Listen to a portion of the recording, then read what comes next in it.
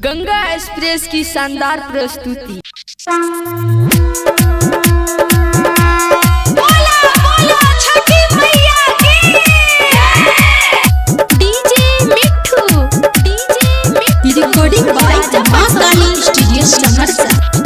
अपना माथा पर दौरा उठा के संगे गेलिए हम भौजी के घाटे, संगे गेलिए हम भौजी के घाटे। अपना माथा पर दौरा उठा के संगे गेलिए हम भौजी के घाटे।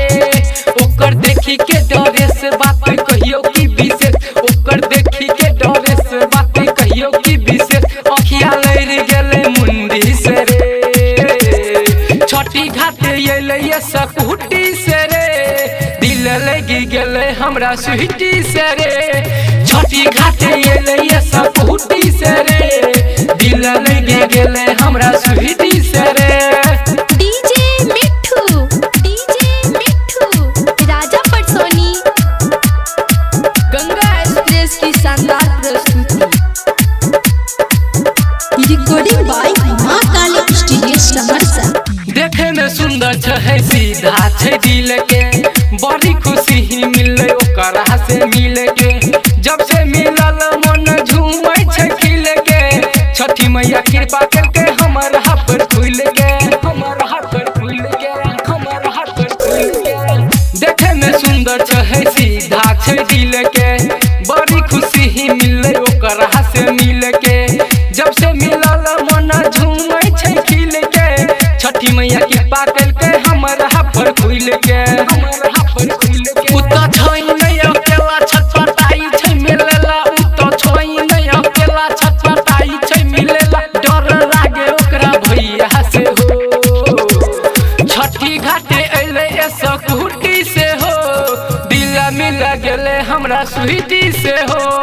छठी घाटे अइले ए सकुटी से हो, दिल मिल गेले हमरा स्वीटी से हो। गंगा एक्सप्रेस की शानदार प्रस्तुति। डीजे मिठू रिकॉर्डिंग बाय मां काली स्टूडियो सहरसा। संगे संगे है पूजा के लिए छठी माई के, चल गए छुट्टी पर शादी चढ़ाई के।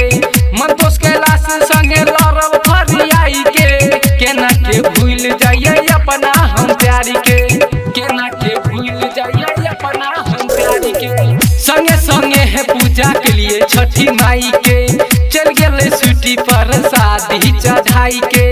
रूपेश प्रदीप संग लड़ब फरियाई के, केना के भूल जाइए अपना हम प्यारी के, अपना हम प्यारी के। गीत लिखे मुकेश माही गावे घूरन राजा, गीत लिखे मुकेश माही गावे घूरन राजा। छठी माई के महिमा से हो, छठी घाटे अइले सकुटी से हो, दिल मिल गेले हमरा स्वीटी से हो।